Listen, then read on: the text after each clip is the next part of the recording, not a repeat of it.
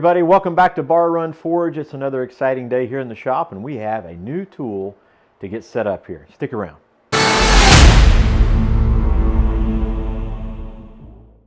It's an exciting day for us because it's a tool we've had for some time, but we've just not had the opportunity to set it up and use it, and it is the Ribbon Burner Forge. You can see this is all set up now. We've made some modifications to this tool. This forge is one that we purchased with a whole bunch of other tools, and we just really never had an opportunity to set it up. We didn't have compressed air in the shop. This unit runs off of compressed air and propane, and it uses a set of regulators from an oxyacetylene torch. So we're going to use that setup. We've already kind of added some things to it. We added a frame so we can put a refractory brick, fire brick in here, also on the back as well. It has a support on it. It is a ribbon burner. The way this was set up initially, we weren't real happy with the safety of it. So we've added some things and modified some things. So we think this will be more of a daily user. Where it sets right now is approximately where it's going to be. It's kind of in what we call the work triangle. We're going to set it back just a little bit more and anchor it so it's an everyday item we can get to and use regularly that's close to our main anvil.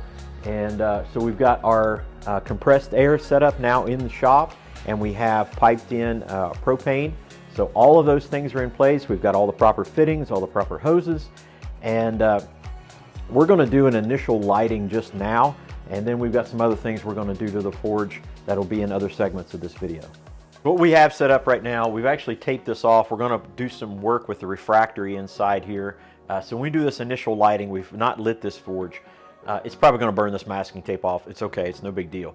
Again, we've not lit this forge, so this is going to sincerely be a huge learning curve and adjustment period. And so I'm going to try to stay pretty close here to the valves and see if we can't get it adjusted, at least get an initial fire going. So let's give it a shot.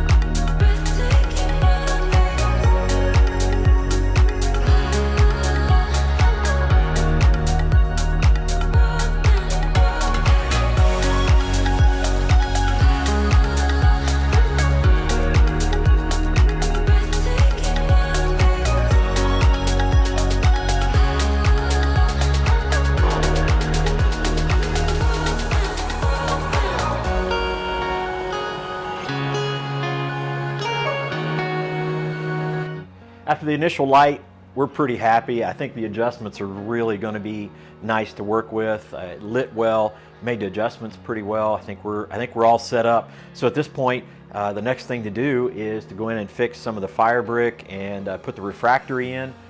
We've got an opening up top. We're going to stuff some refractory down in there as well, just to kind of keep everything sealed in tight. We'll put a fire brick on the back so that the heat is all kept inside. And then after we've got all the refractory and the fire brick put in place, we'll do a what they call a burn in. So it'll be a slow start to the fire, get it to bake in, do it again and again and again and again until all that refractory is good and set.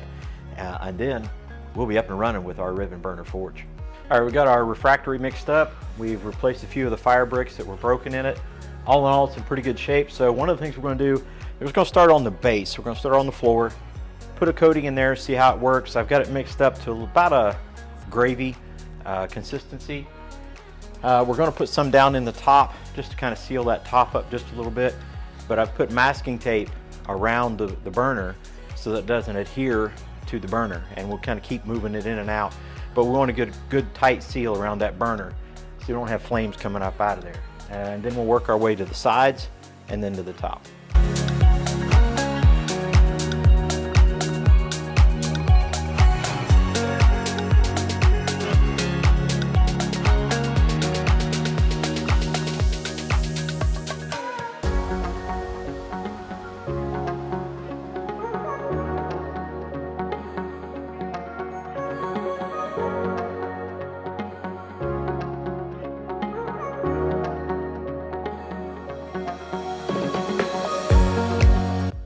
Now that we have our refractory in, we need to do a couple burn-ins or kind of cook the refractory. So it means we need to do a slow, kind of lower fire to get everything baked in, get everything hardened so that we can get back to using the forge. So let's give it a go. First thing we're going to do is turn our compressed air on, let some airflow come through. We'll just barely crack the gas on it, and that'll light the forge for us. Here we go.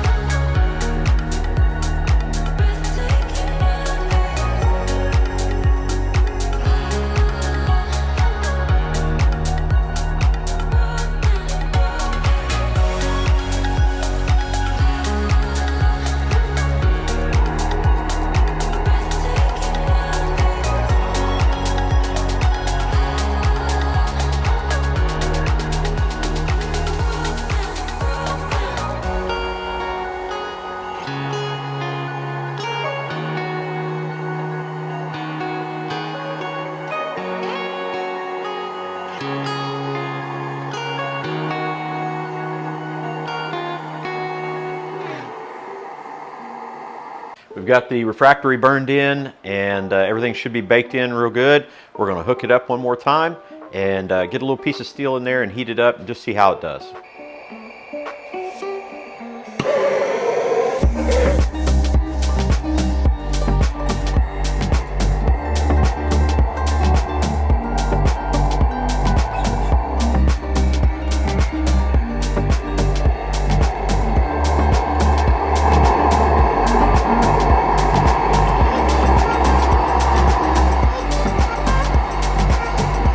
Forge is lit. We're going to take this piece of 1/4 inch square and put it in here and just see how long it takes. We just lit it, so we want to see how long it takes to heat up a piece of metal from cold start.